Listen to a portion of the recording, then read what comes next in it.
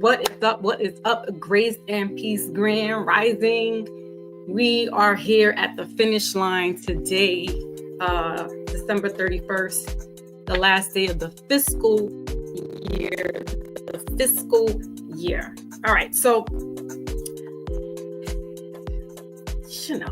I wanted to talk about certain topics, certain people that have been gallivanting on social media lately, the buzz of rappers going in on each other, talking reckless. And these aren't 20-something-year-old rappers. These aren't up-and-coming rappers. These are the pioneers of what you would call hip-hop. And so I've been sitting on it because I'm like, I don't want to just jump on the bandwagon. I want to listen to all sides. That's the Aquarius in me, the Aquarius rising in me. That's the Taurus moon in me, where I have to really listen to everything, gather some information before I go out all willy-nilly and start talking sideways. Hold on a second, because as usual, I have a new baby cat, and as soon as I start doing this or the readings, they want to go in and out of the door. Hold on, y'all. This is going to be an open panel. I just want to get out a few things, and then, if you are able to get up on the panel, I will drop the link down. Be sure to be mindful when you come up here. Use code words, misconstrued words, because, YouTube is really on the cracking the whip more than ever with certain people that let certain things fly with other people. So we're going to get this show on the road in just a second. All right, but just bear with me here.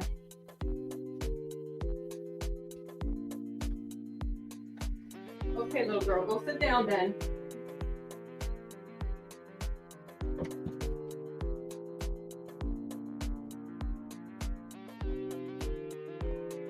All right, so we are back.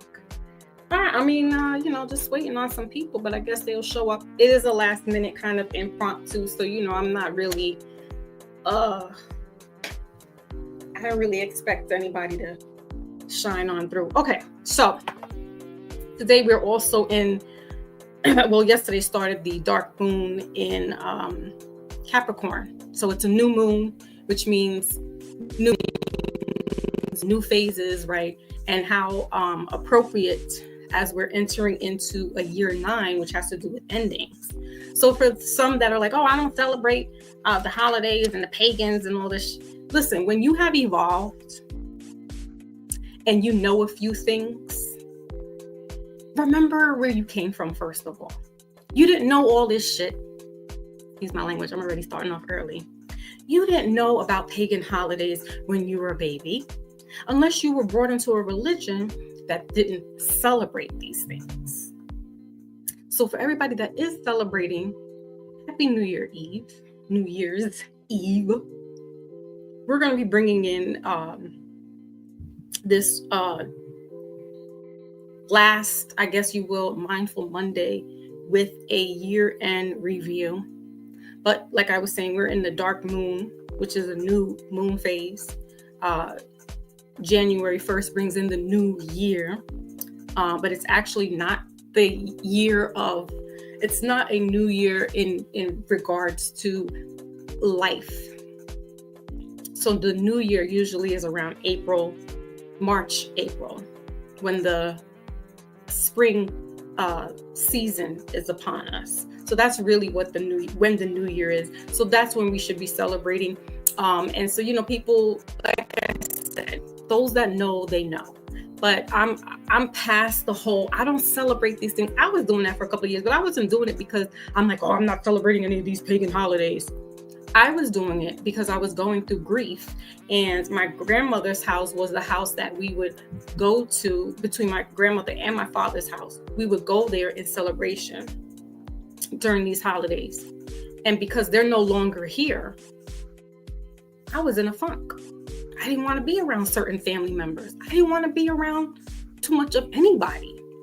So that's why I wasn't really celebrating the holidays. It wasn't because, oh, it's a pagan. Do your research on what pagan is. Some of y'all are doing it every day and don't even realize it. But when you hear about, and we're going to get into the politics, because that's what some of this year-end review is about. It's about getting into the politics. It's about talking about certain things that have been playing out and being mindful about what's to come in the future. All right. Some people's new year will be, starting off this just next couple of weeks. And some people's new years will be the next couple of years, their season. So shout out, it's 12/12. Let's go ahead and jump in. So the first, I'm kind of going in chronological order, but then I'm not. So, but I want to just read it going off by month to month. And really not month to month, but increments. So maybe every 2 months, every 3 months. All right. So the first thing that I wanted to talk about was in April. I believe it was April 4th or 9th or 8th, April 8th, 4/8. There was a total solar eclipse. While he's in the building, salute. We here. We in this piece. There was a total eclipse that made a cross over the east coast of the United States. And if you remember, there was another solar eclipse that happened, a total solar eclipse that happened in August 2017. So essentially what both of these eclipses did was crisscross each other. And so it kind of did something. Now, metaphorically speaking, I'm talking to those that like to go into those metaphoric worlds, things of that nature, right? It symbolizes a different shift. So from 2017 to 2024, that's 18, 19, 20, 24, that's a 4-year transition. And the number 4 has to do with building or being in a box. So depending on how it shifted for you, you could be out of the box or you could be put in the box, figuratively, metaphorically speaking, or literally. Okay, some people, as we know, coming into this year, or rather going into the later part of this year, are actually put in the box. They've been locked up, aka Puffy, aka the Diddler. All right. So April brought on this total solar eclipse. Let's go into May. Now. Kendrick Lamar and the Drake Drizzy, BBL Drizzy, clapback versus however you want to look at it. Who won? The culture. The culture won, not specifically individuals, but yeah, I would have to say Kendrick. Only because he's bringing in this paradigm of people are starting to wake up into their spiritual paths, if you will. Not saying that that's what's going on with Kendrick, but Kendrick has told us in the past couple of years that he is Israelite. All right. So he's talking kind of like in a God body frequency, if you know God bodies. Right? If you don't, that's, Nations of Gods and Earth, the 5 percenters coming out of the Nation of Islam, the fruit of Islam, right?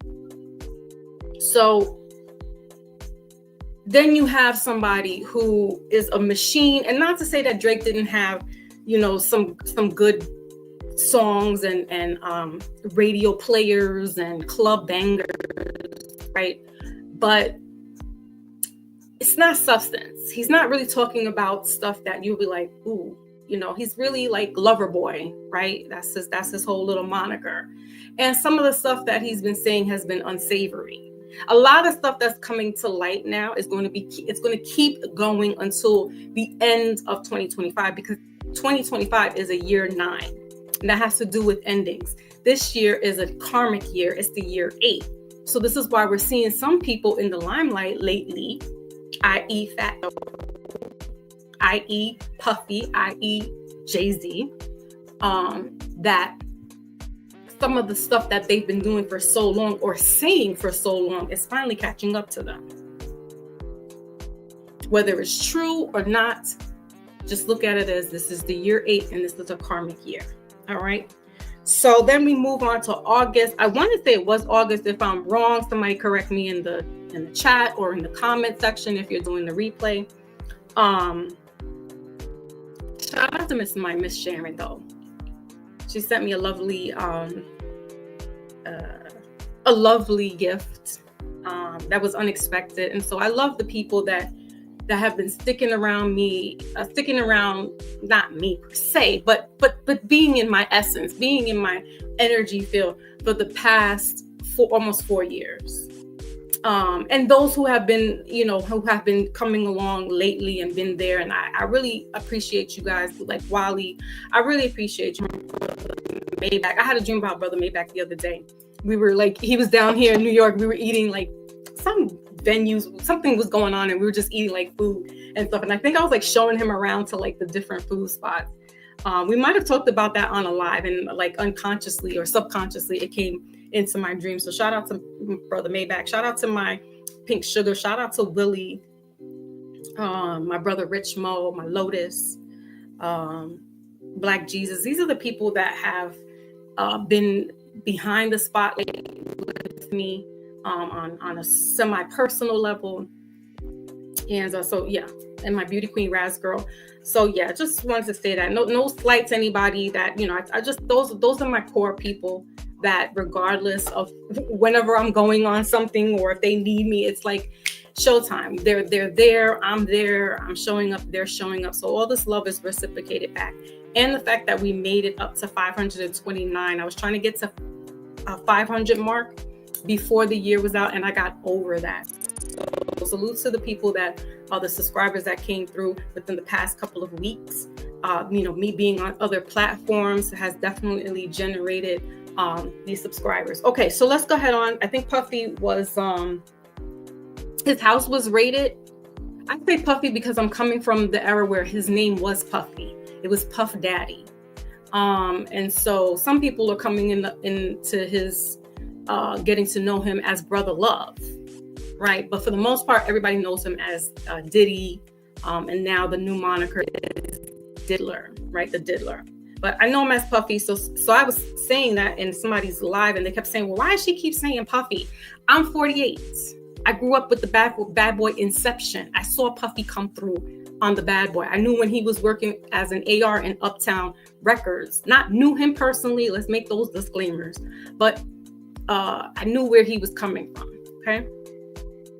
So I'll continue calling him Puffy because that's how I know him. So his house in Los Angeles and in Miami were raided by Homeland Security, and they were looking for a lot of criminal things that are, I guess they've been trying to get a case on him for a long time. Salutes to those that are coming in. I see you guys. I see you. Thank you. So they were looking for some nefarious things, for better lack of words, and they have found some incriminating things that have now led Sean Puffy P. Diddy, the Diddler, Combs, locked up in a Brooklyn federal penitentiary. Okay. So moving into November, I know I'm skipping a couple of months here because certain months weren't just, it wasn't doing it. There was no highlights, right? So November was a big highlight. Why? Because in the United Snakes of America, shout out to Voodoo Glitch,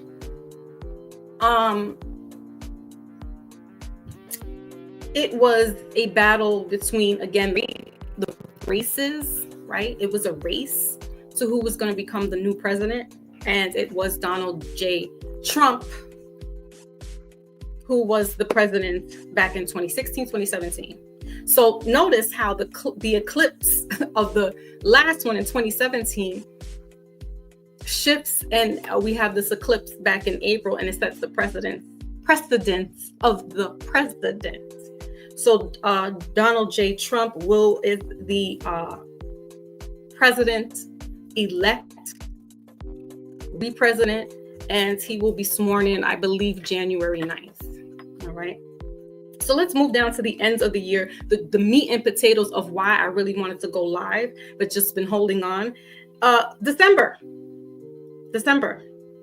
We had Fat Joe, Joey Crack, as some of us known him from like that, talking reckless on Math Hoffer's show, Math Hoffer's podcast, The Barbershop. And he disrespected one of his elders in a sense, or his big brother. I won't say elder, but he disrespected his brother. And that was Lord Jamar, from one of the members of Brand Nubians. And for those that don't know about Brand Nubians was a rap group in the early 90s that brought a genre of conscious rap, if you will, to the platform. And Lord Jamar, I think Sadat X is a 5% of Nations of Gods and Earth as well. But they're God bodies. So when I was talking about God bodies earlier, he's an example of a God body. He's a righteous man, righteous things. Okay. And Fat Joe goes to say, even if you didn't think he was dope or a whack MC, you don't say that on live television, Fat Joe. You don't say it. Because no one is saying in the Terror Squad, you were the weakest link. Right? They always say Big Pun, and then they'll say, maybe they'll say Fat Joe. But for the most part, they do say Punisher. Right? They do give Big Pun a lot of light, as respectfully as it should be. But no one ever said that on public platform, that Joe was a weaker rapper in the Terror Squad. So for him to come on somebody else's platform and say this, when he himself is a music or a rap connoisseur, why would you disrespect your elder brother or your big brother, the big homie? Why? Honestly, I don't really care about what he said about FBA, because honestly, there is a subgroup of these people that are a little militant. And I've been seeing it within the past week of how they're going in, attacking one another, attacking Caribbean people, attacking Puerto Ricans. People are coming for Joe's head. Why? Because he then says, Fat Joe then says, talking greasy about certain FBA groups, and he says, Big Pun always had the juice. He goes on to say, and I'm paraphrasing, so, disclaimer, I'm not verbatim with what he said, but he basically in so many words was saying that there's a group of this FBA people, and he didn't want to say any particular name, but there's two big heavy hitters in the social media, YouTube world specifically, that are big advocates of B1, Black One, and FBA, which is the same thing, right? And that is Tariq Nasheed and the Black Authority, brother Truth. Now, I don't care too much about Tariq Nasheed's dialogue because he hops around, and that's fine. It's fine. If he has to educate people by, whatever, he's good. Listen, for better or worse, he's brought education and awareness to what foundational Black Americans are, the Maroons, which are the enslaved Africans that were brought over to the Caribbean island and to the some southern states down south on the East Coast, like Florida, Louisiana, the Carolinas, I believe, Georgia. So, like them or love them. Same thing like an Umar. Like we have to, But there is a need to chew the meat and spit out the bones, as they say. Where, okay, so certain things don't jive. I may say that some people will be like, you know what, I'm unsubscribing to her. Some people will be like, you know what, she does the tarot cards. I'm not into that. So that's fine. There's a plethora of people out here on these social media platforms that you could sub up with, and whatever floats your boat. But I like to be as truthful as possible, or not truthful, but as correct as possible with information, because the truth can get misconstrued. And how would you know? I mean, I'm reading books. I do some YouTube searching. But if you're not, and you're not reading and educating yourself, and you're only going on what social media is telling you, that's a dangerous thing, because it will sway your mind, and you don't have a mind then. You're being consumed by what social media is telling you, and that's it. And word is born on that. And it's not. Because people are on here there are a lot of people on here on the social media, especially in the YouTube streets, TikTok now, that have misinformation. And some of them do this on purpose. Some of them don't even know what the hell they're talking about, but they want to just talk because they've never talked before, and now they got a platform to do it. I don't ever want to have my platform to where I'm just on here for attention. I'm buying likes, and I'm giving misinformation. And that's why y'all don't see me all the time, because I sit and ponder with certain things. I'm not just going to come on and talk just to talk for the sake of talking. That's not how I operate. I don't even do that on a daily basis. People call in like, is she okay? Like, they're texting me like, you all right? It's been a couple of days. If I don't have nothing of great importance to talk about, I'm not for the chitter chatter, the small talk. I don't, because in my house, we do the small talk and the big talk. Like, we get into these conversations about FBA and Black Indians, J.A. Rogers, 100 Amazing Facts of the Negro, the Black Jew. I mean, we have these conversations. So I don't want to be in certain circles where they're just nitpicking, or you're talking about. So I don't know. So those are the things, those are the highlights for me. If you all have different highlights that you noticed in social media world, please, y'all can come up here. I'll drop the link in a couple of minutes. I want to just kind of stick to this Fat Joe topic, because that seems to be the last 2 weeks the headliner and a lot of people's showrunners. So let's talk about it. Let's dive in a little deeper. All right. And disclaimer, the views of those that come up here are their views, and the views of mine are my own personal views. Whether they're facetious or not, it is what it is. Also, be mindful when you do come up here that you're using certain words twisted, right? Like, be careful of the words that you're using up here, because YouTube has gotten on their Captain Petticoats, and they really don't. They striking people, they putting out little bullets into your live, or you're saying certain things that it's just like. So you really don't have freedom of speech. You really don't. So stop it. So let's go back. Fat Joe talking about certain, and he says, what people love to do is take the soundbite and put it up on their page and use this small little clip and have everybody going in a frenzy.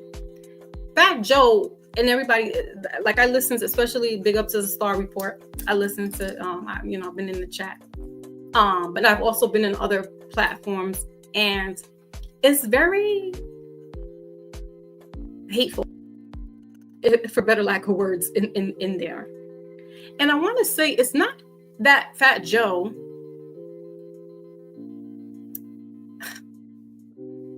Not that Fat Joe is talking about all Black Americans.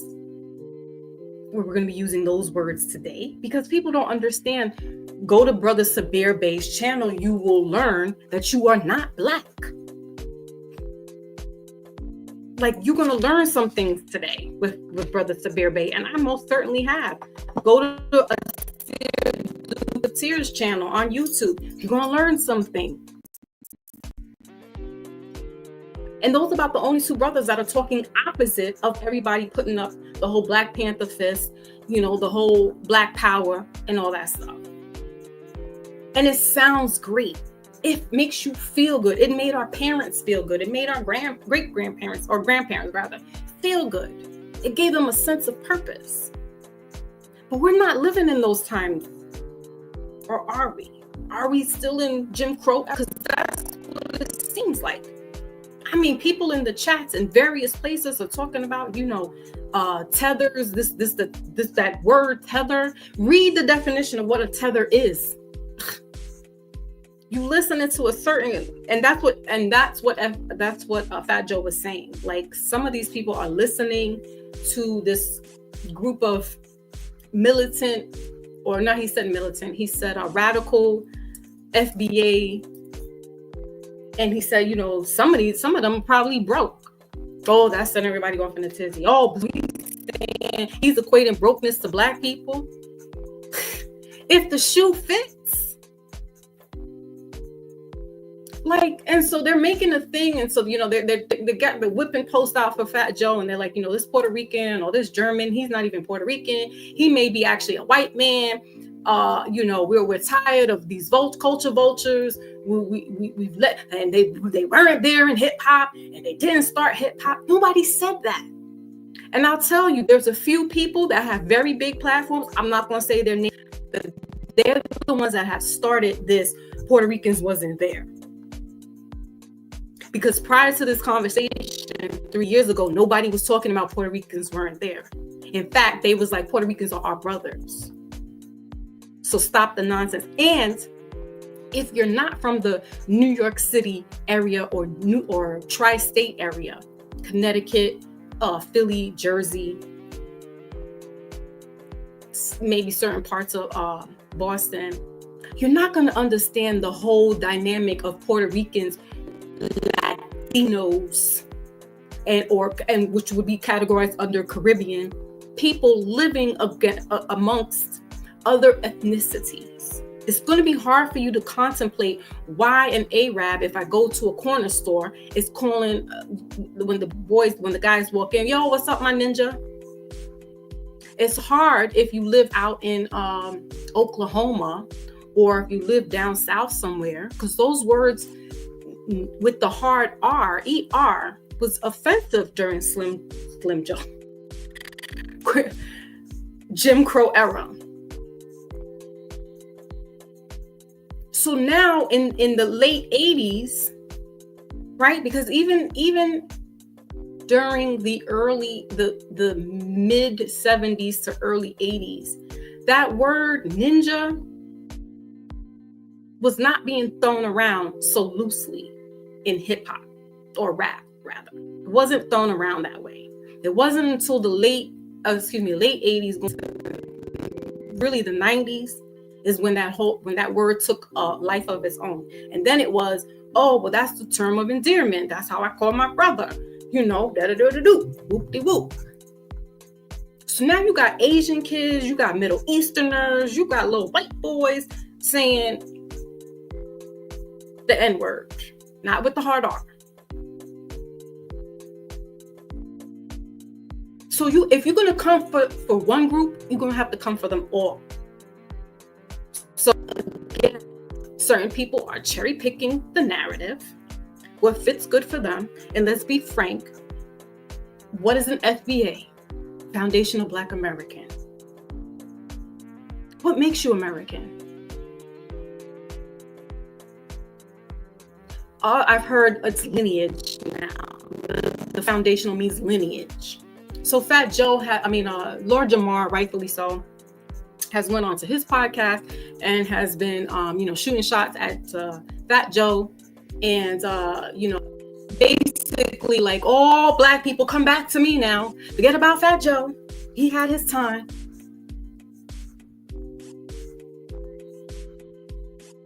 Okay. But we won't forget, Lord Jamar, you were sitting on Asian Vlad TV's casting couch for a very long time. And until the money started to look funny, you separated yourself. And then you got upset because he wasn't apologizing to the community in regards to Farrakhan. So we don't forget. What's the little thing now that everybody's saying? We don't judge, we listen. I don't forget. I don't hold grudges, but I don't forget. So we don't forget, Lord Jamar. We love you. But you was there with Vlad for a couple of years, going strong. You were opening up the floodgates for all these people to come now onto this man's platform. And it's gone all kinds of sideways. So we don't forget. So I think he's right for, standing up for himself. One. For two, not punks jump up to get beat down. That's his moniker.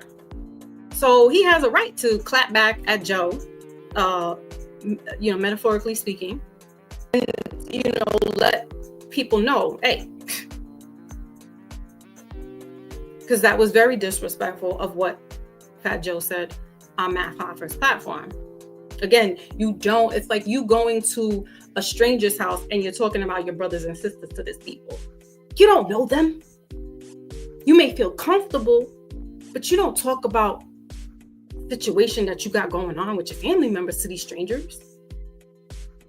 So what would possess Joe to be like, Lord Jamar was the weakest one of the brand Nubians? My husband said, well, what people paying, what if people are paying you to, basically tarnish somebody's name or I said, listen, not for all the tea in China. No. That's the difference with certain people out here that feel they got to be in this industry and they got to go, what they say, sell their souls, right? You'll do anything, strange things for a piece of change to put out there foul information. And that was dead wrong of Fat Joe to say that about Lord Jamar on a syndicate podcast.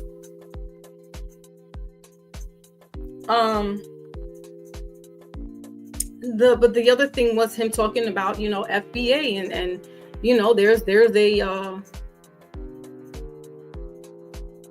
like militia, a group of them that are going radical. And dogs in the building. Salute. Happy New Year's Eve to you too. I'm gonna drop the link so y'all can come up here and I don't want it to be a monologue. I want us to have this conversation. And I know I'm not gonna say things that may sound politically correct to certain people, but I have to just, because when you know, and none of these things hurt my heart anymore. Because when you know thyself, you're not gonna get caught up in what they say about Caribbean people. Oh, they telling us, oh, y'all. Listen, I'm 3 generations in America. How am I a tether? I know who my family is. Across the pond and across the continent. Half of these people don't know who they are, and that's why they'll cling to whatever the government gives you. Today, you're FBA. Yesterday, you were Black. 2 days ago, you were African American. A week before that, you was colored. A month ago, you were Negro. Your open enemy is doing this to you, not us. Oh, the Jamaicans, and we wasn't rocking with them. I mean, you got to hear the people in these chats spewing off. It's like, okay, show me your hand. They're not hiding it anymore. They're not throwing a rock and hiding their hand. They're really like telling you, okay. So you letting social media go against people, even with this government about, oh, listen, I don't want everybody coming into my country either. I don't care what skin complexion you look like. I don't care if you the darkest thing like my shirt or you the lightest thing like me. If you're not contributing to my country and you're not putting in the dues, you don't belong here. If you're committing crimes against the citizens that are hardworking in this country, you don't belong here. You need to go back to where you came from.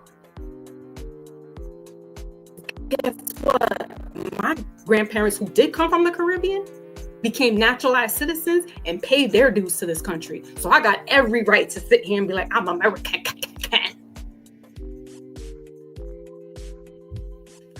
Out of here with the banter of a tether. You know what tether means? It means something that's been tied together to anchor and hold you down, or a piece of clothing that has been tethered away. That has nothing to do with a person. But because, like Fat Joe said, there's people who are like radicals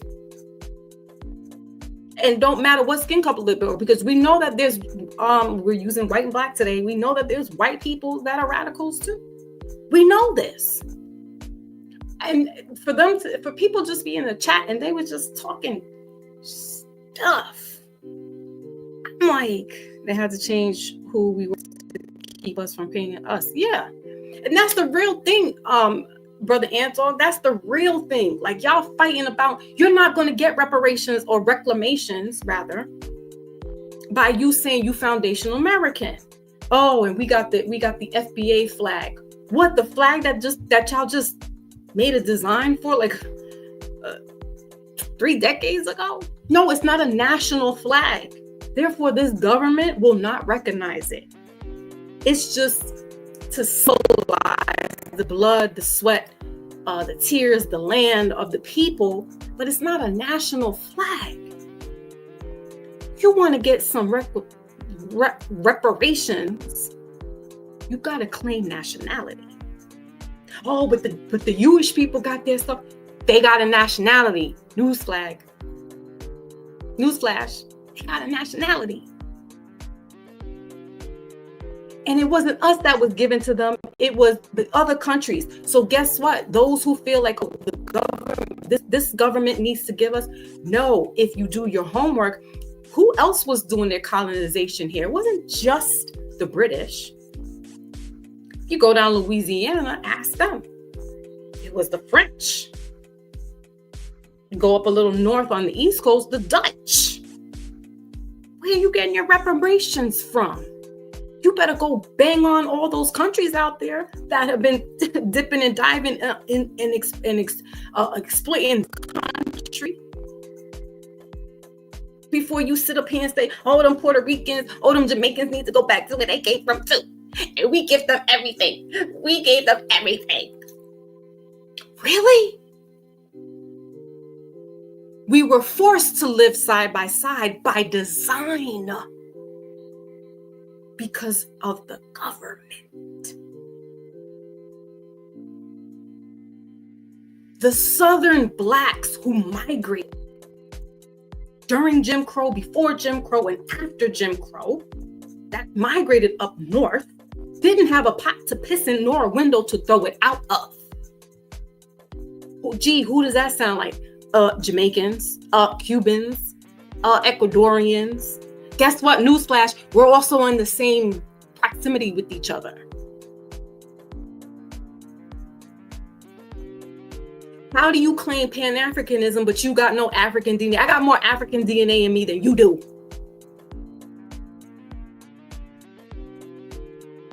In fact, I'm almost this close to knowing what the tribe is. But I'm not like, oh, I'm going to go back to the motherland. This is my motherland. My motherland is Jamaica, where my mother's mother was born. That's my motherland. But this is my land, because I was born in America. So, what now? What are we talking about?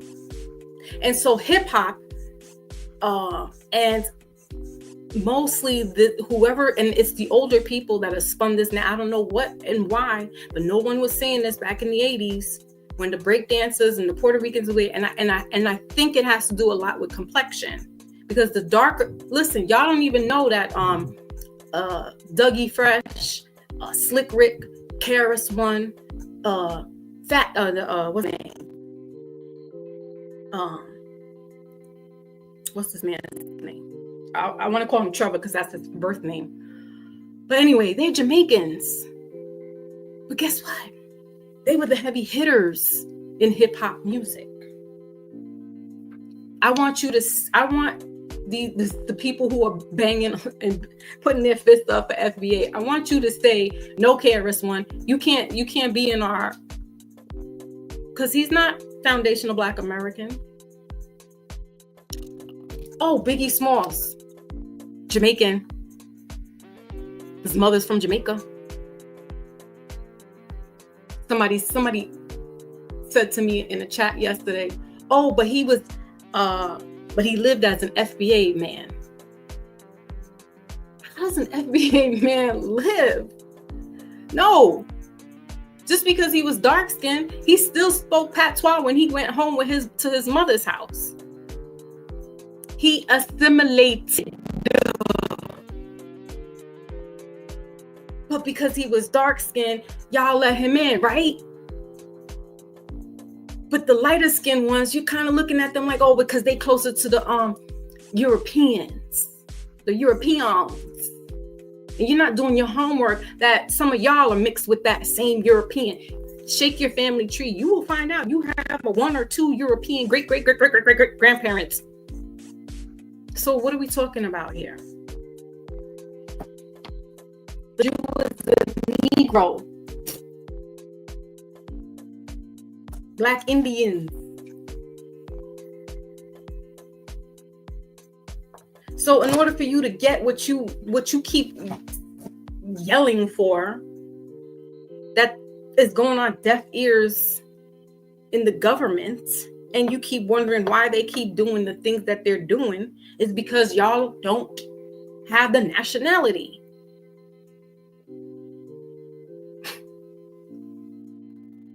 You don't want to be American citizen. You want to be FBA, but you don't get the perks. You haven't changed FBA. You haven't changed your status to say you are a non-citizen operating on your land. So what are we really talking about? And that's why I had to sit back, because I have this visceral of like, what is going on here? And it gets too much because it gets repetitive.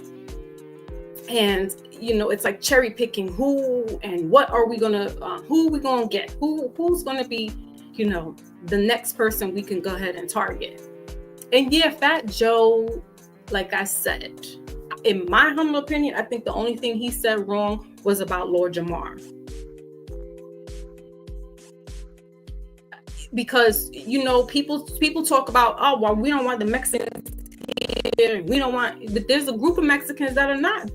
Everybody in every group of people are not bad people. You got to weed through some of them to see, okay, can I do business with this person? Some of y'all might get in a relationship with these people. I'm a product of it. I'm a product of a Jamaican mother with a Cuban father. But my parents were born in America. And so were my grandparents. My great-grandparents were from the islands. And it happens, especially when you're living in proximity with each other. These things are going to happen. They said Math Hoffa, he co-signed with Fat Joe. Why? Because he's Bahamian and he's a tether too. So that's why he didn't correct Fat Joe. And it's like, wow. So for every Caribbean person now, you're going to be checking them. But they're not doing that with you. And yes, some of them are like, that's just in every group though. We have our prejudices and our preferences to each other. I'm not going to sit kumbaya with a certain group of people and I'm not feeling them. I don't care what skin color you are. And let me tell you something. If there was an emergency with me or my family and somebody was like, oh, she's too light skinned, I'm going to help her and walk away, shame on you. Shame on you. If you see a child that's in need or danger and you're looking at them like, these are little Mexicans, oh, these are little white kids, oh no, these are little Jamaican kids, they Puerto Rican, it's a child. What are we doing here? What are we saying? That's why I'm like, this conversation is stupid at the end of the day. It's stupid. Because half of these people that are talking sideways, and I'm talking about like the people in the chat, not really so much like FBA. I mean, because they feel they have every right to feel how they feel. They feel they're entitled to get what they need to get, and they feel like it's black against white, whatever, black against Mexicans, black against Puerto Ricans. So be it. Because there's a certain group of white people who feel the same way. And those are the lanes I stay out of. I have no time for hate. We got enough issues going on in this world for this little bit of bickering that we going back and forth. And this is exactly why your government is not going to give out or do it's just due diligence and give reparations. You're a citizen.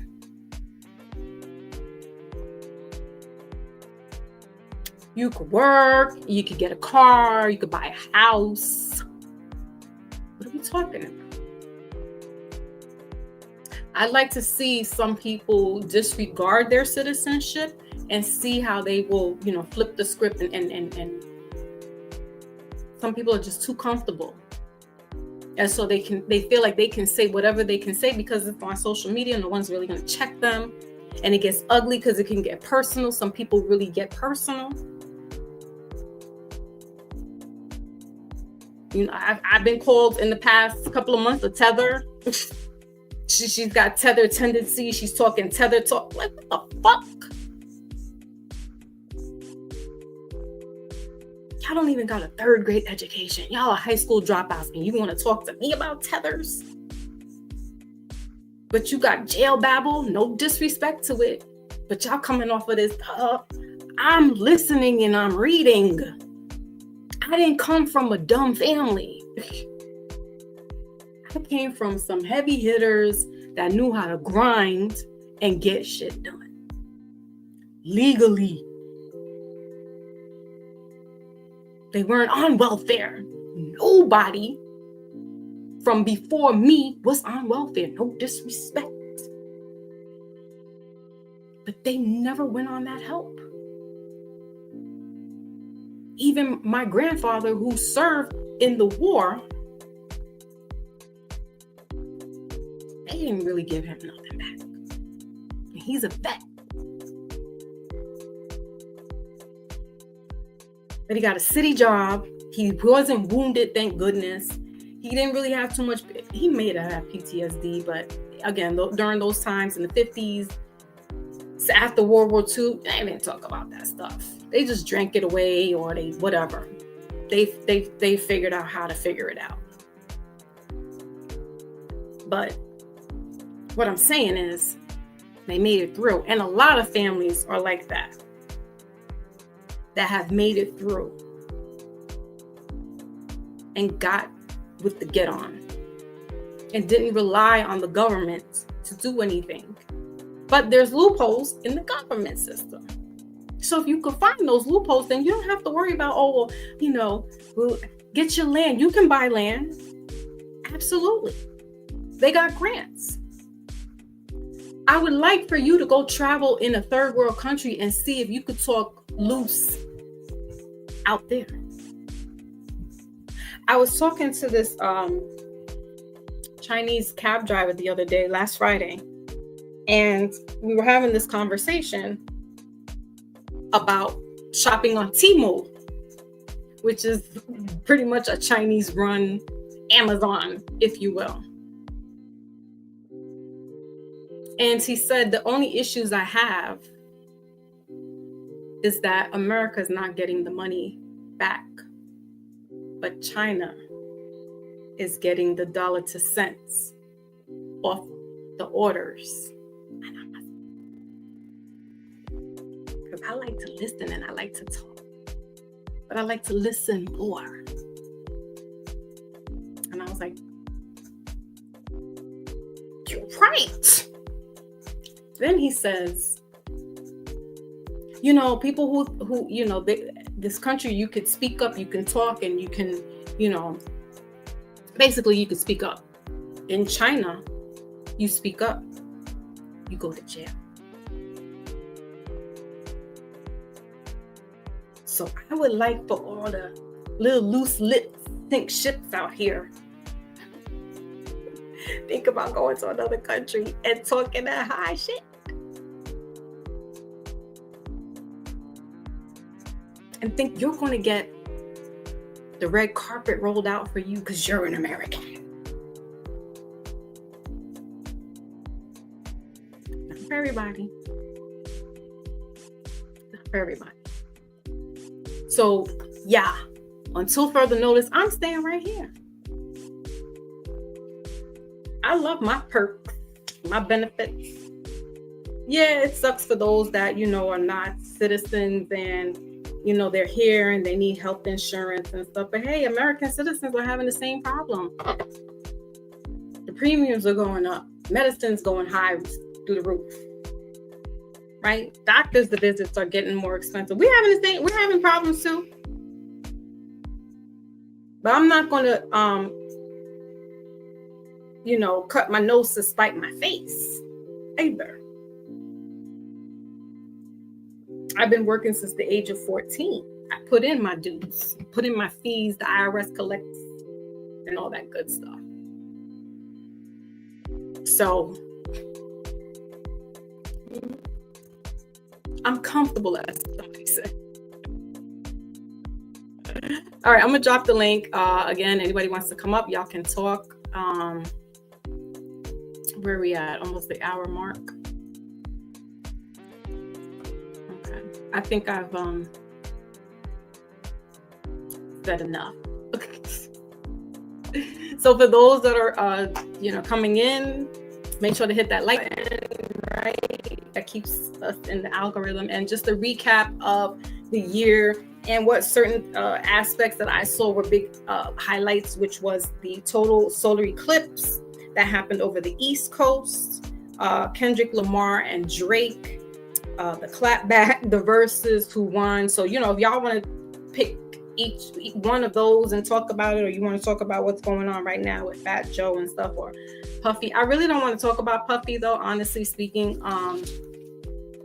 You know, because it's nothing to make people got jokes, you know what I'm saying? And the oil thing is like bizarre. But listen, that was where he was using allegedly the criminal activity. All right, and that's why the Homeland Security came in and raided his homes.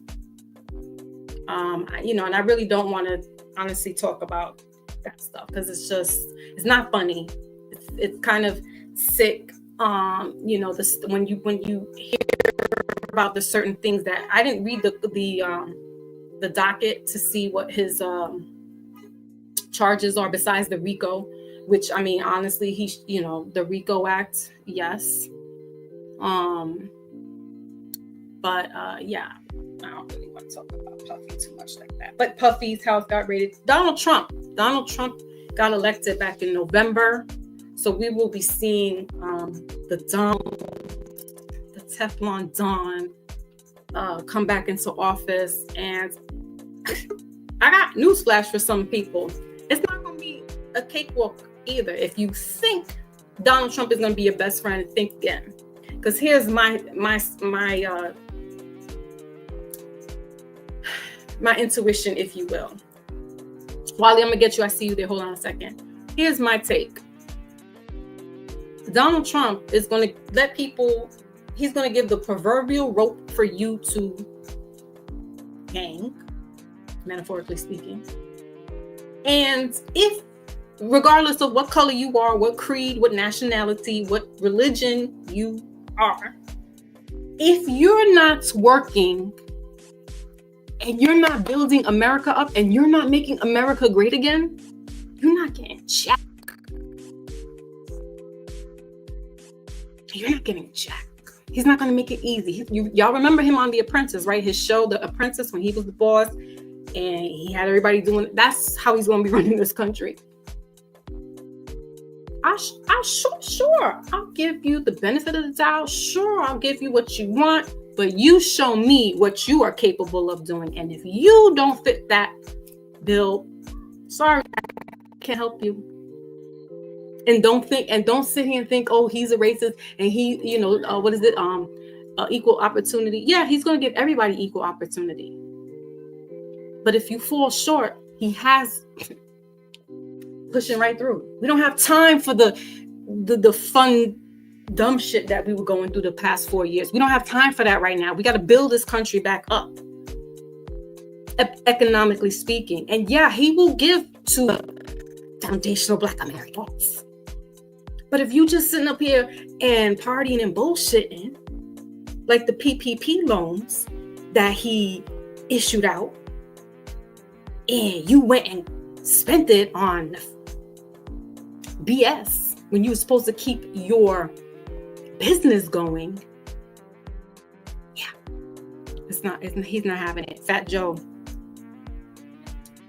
Sam, same.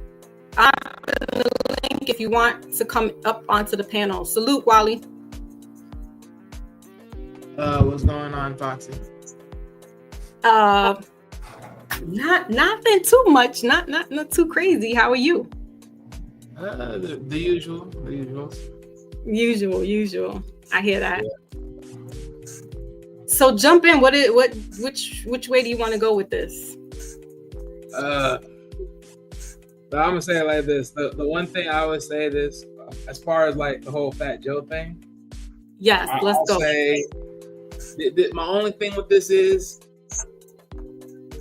why I would say this, like, always be very peculiar in the statements you choose to make, because at this point it's like it really doesn't. It's like, what's the point at this point? It's like I'm not gonna overly go to war with people amongst like the idea of origins, because that will be forever a war zone of information on information that most people don't even have and don't have details. Because again, I don't know how this world was constructed. I don't know how this world was made. Ultimately, I don't know. They sell the idea of Pangea, aka the one and only continent. If that's the case, then that's my thing is this. I always start from this. If the world that we knew, that we told from God's position, it's only been made and constructed on one side of the world, where we only talk about one entity of the world overall, where most of it was quote unquote connected to Africa, supposedly. Then it's right. Like, well, then my thing is to me is, well, what really considerably makes you this if you were once part of a bigger place and then you were stripped off and split into different locations?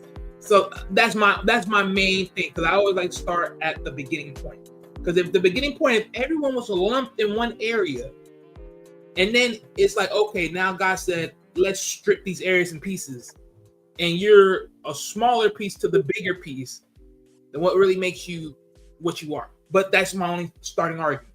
Because if that is the case, then it's like, well, can anyone really sit here and say they're anything else other than what they claim to be? Because at this point, we're really just one lonesome of a one area zone, supposedly. Right.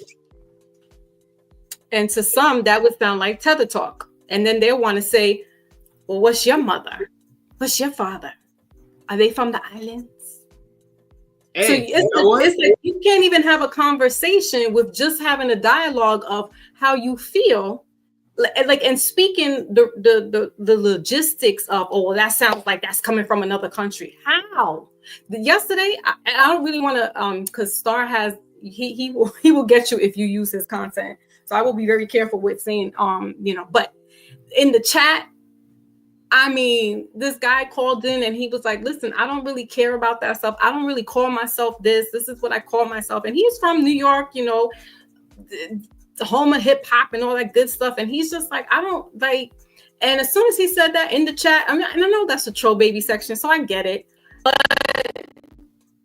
you know, there are people that really feel like, oh, so what is he then? Like, oh, he must have a Puerto Rican girlfriend, or he got a Puerto Rican baby mama. And it's like, why you always got to go to the left when we staying on code and on topic?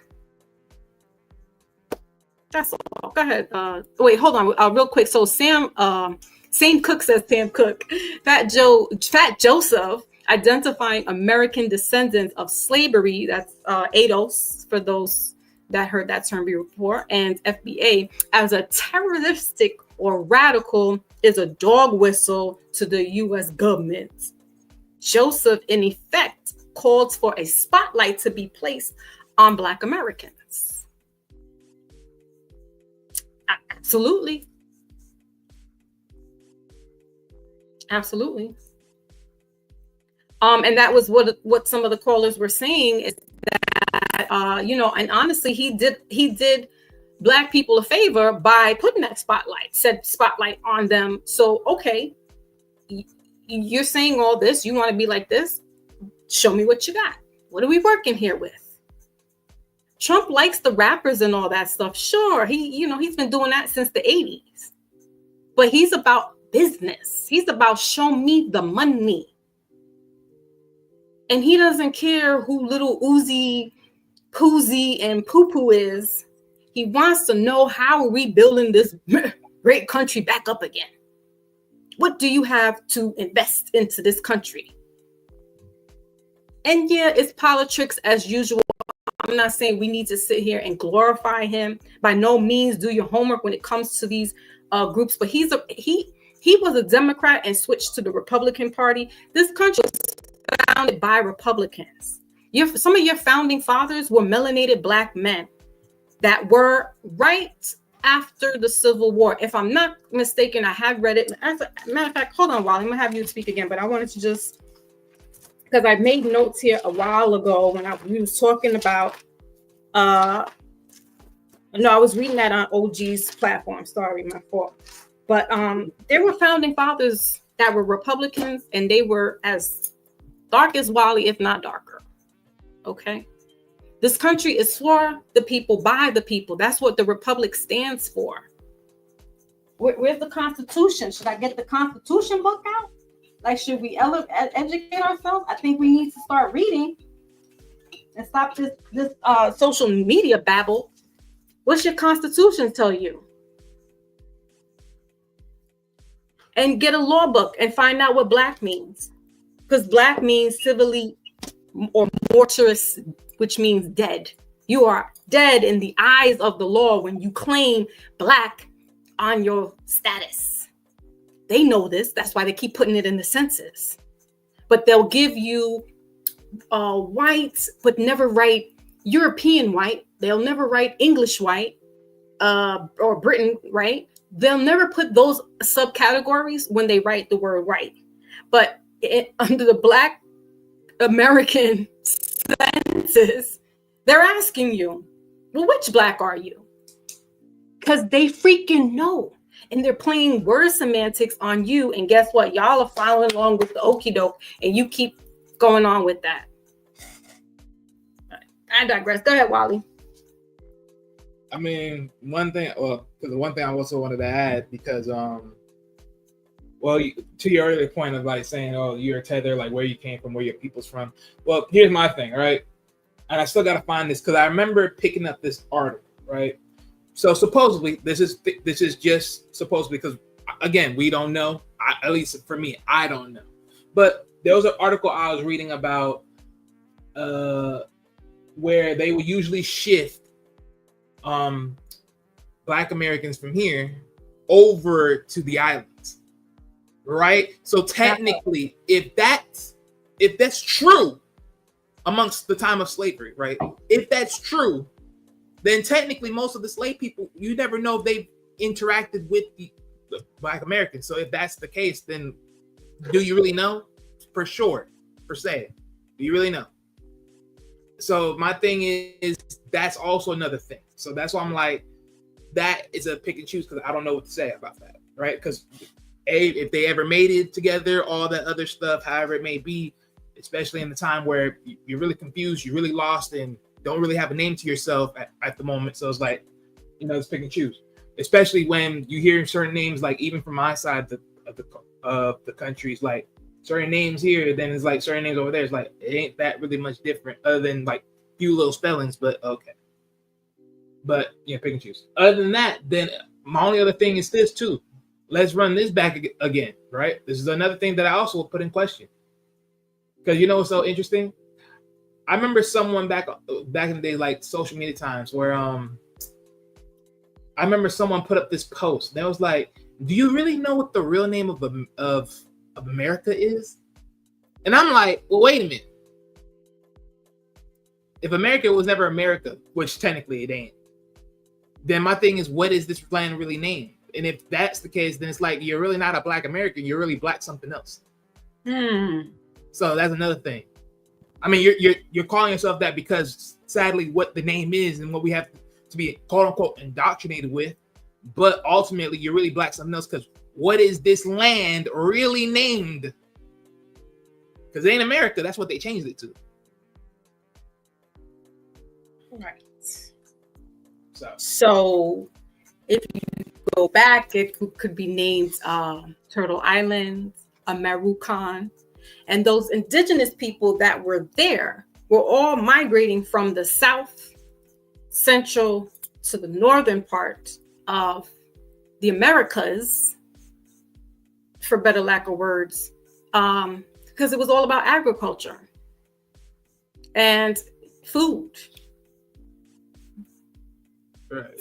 Supplies, so that's why it's like, okay, but however, I wanted to say that if a police officer pulls you over and they see you of a certain darker hue complexion, you're not going to say, "Oh, I'm Dominican or I'm Panamanian." They look at you as Black. Point blank, period. So the division, right? Because I'm hearing the word division in these groups that I'm circling in. And yeah, they're like, yeah, we need to have division. And yeah, we need to be, blah, blah, blah, blah. Listen, when a melanated person from the Caribbean gets pulled over by a plantation control person,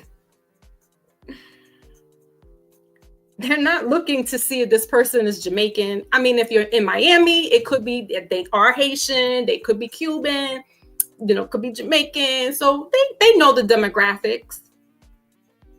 But up here in New York City, where there's a plethora of all that going on, they're not going to sit and think, well, maybe this is a Puerto Rican, maybe this is a Dominican, maybe this is a Panamanian, maybe he's Honduras. No, Black. If he's light skinned, automatically he's probably Puerto Rican. He could be a Drake looking dude. If we didn't know that Drake's mother was a so-called white woman, right? And I say so-called because these are word constructs that they've given to the people. But if we never knew that, we could say that he was a light-skinned Black man, or we could probably even say he might be Dominican. Because Dominicans, Puerto Ricans, Cubans, don't forget, the people of those islands had the African influence, right? So you have the coarse hair, right? The wide noses, big lips, merging with the indigenous people here whose phenotypes weren't as Negroid as that, but they had Negroid features. And I'm using words that are technical words that they've been using. I'm not trying to cause any disrespect to anyone. I'm just saying it as it is. If you have a Negroid looking feature, you're going to be classified as a Black person.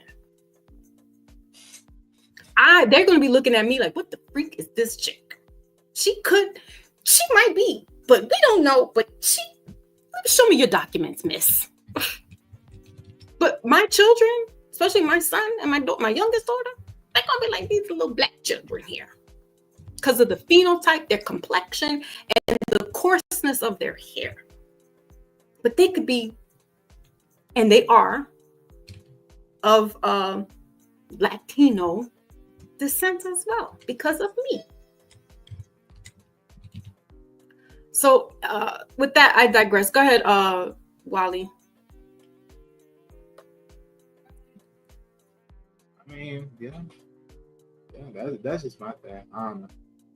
That's my only thing with that situation is like those are my only prerequisites to the whole thing, because like that's all I can say to it, because it's just one of those things where you just gotta look at it and just be like, well, it's like, hey, because you know how it goes. It's like, cause I remember because I was with some guys and we were reacting to a video, and it's one of these platforms that talk about relationships, but in this particular episode, it was this female with this black female with some blue hair and some other chicks were there having a discussion, and I guess it's about like identity. It was like basically race identity, and the one chick that actually had the blue hair made some video saying that, oh, I guess, you know, if you're from the islands, you're quote unquote ain't black. You're just, you know, you are what you are. Like you're Jamaican, you're Haitian or whatever. And I'm like, and her boyfriend was saying sort of the same thing. Like, oh, I'm not black, I'm Jamaican. I'm like, huh? I'm like, where does that even compute? It's like, why do you want to be like, so that's why I'm like, the idea of it is like, you can always subdivision yourself every single time, but it doesn't really matter. Like at a grander scheme, if you told me today, like, let's look at a map. If you told me, what is this whole area? You say America, but then what is this small section? That small section is Florida. Well, okay, yeah, I'm a Floridian, quote unquote, right? Because I live in Florida, right? Born and raised, right? Everyone will be like, oh, I'm a Texan, or I'm this and that, or I'm this, whatever. But it's like, well, just like the same thing if you're African, right? They won't tell you they're African. They'll just tell you, oh, I'm Ghanaian, or, you know, I'm this or that. It's like, what's up with the subsection? Like, take away from the subsection, what are you really at the end of the day? Right. It don't really matter. They're gonna still call you black. That's when I'm like, it's very stupid how people like want to subsection themselves. Like, regardless, you may not be Black American, but you're Caribbean black. Don't matter. You're black. Right. Well, to that, I would say that they are like my grandparents would be, you know, they were, or my great grandparents rather, that migrated from Jamaica. They would be Jamaican Americans. So and like what's his name, Elon Musk, he would be considered, well, he was born in South Africa, but he's American. He has his papers, so he would be considered a South African. I was still surprised when he was considered that. I was like, wait, what? Okay. He wasn't born here, right? So technically that would make him a South African. And if you were born in those countries and you came over here, then you would be considered African American. So the subgroups, they don't really matter in the bigger scheme of it all, but to denote certain groups, because the island people don't do that, and most, even in certain countries in Africa, they really don't. They say where they're from, like tribe or the country, but it's usually like, I'm a Muslim, Ghanaian, such and such. They don't say that they're black. It's just now they're saying that because of us, but it's only here in America is where that whole black thing, because of the Jim Crow laws and going further back, that these words, these typecasts have been put because of the government. But these other countries, they also were colonized and had these white European enslavers and even melanated enslavers too. Like, we're not gonna go there with, oh, it's just the white man is the colonizer. Because I'm gonna tell you, there was people very dark skinned doing the enslaving as well. All right, so they were doing all that back in the days. Read it up. It's in the books. Nobody wants to read. They want to do a TikTok 1 minute listen, and that's how they get the information. No, you do your due diligence. You will find out that there were enslavers of all complexion, skin colors, religious sets. So that's why I can't be pigeonholed and put into a little box of, yes, my complexion of my skin predicates what somebody may look at me, and they may do a assessment, but they don't know nothing about my genealogy. I didn't do with the DNA test, but I know what my genealogy is, and I am continental, baby. You heard me? I'm continental. So if I want to start claiming stuff, I can claim out there in Britain. I could claim out there in Ghana and Igbo, Yoruba. I'm not confined here. And I was born here, but I'm not confined here. I'm stardust on top of that. Like, I'm supernova in this piece. So for you to put yourself in a pigeonhole because of a certain organization puts you there, then you're only falling into their okie doke. You're only falling into their, game. And it's unfortunate. It's very unfortunate because, when other people come over here, especially like in New York City, where other ethnicities set up shop in the so-called Black neighborhoods and the hood, right? It's by design. It's by design. Because at one particular time, Harlem was Black Wall Street in the 1920s. Everybody flocked to Harlem Renaissance. The rich white people, the gutter white people. All right. Arturo, look him up, y'all. Arturo Schomburg, during the early 1800s to mid 1800s, was a Puerto Rican man. And I wish I could show y'all the pictures and whatnot, but I haven't set my StreamYard to do that. But he was one of your founding fathers of Black nationalism. But you wouldn't know that because you look at his skin complexion and be like, oh, he looks like a Black man. Phenotypically, he does. But he's a Puerto Rican man. I think he has some like Huguenot background, whatever, but phenotypically, he looks like a Black man. But he was born and raised in Puerto Rico and didn't like the injustices that were going on there, nor in America, especially with this, the segregation and things of that nature, and came to Harlem and started up that nationalism, him along with the likes of a Marcus Garvey. So when y'all want to go and start cherry picking, these are your founding fathers that y'all will recite and look up to. And these are Caribbean people.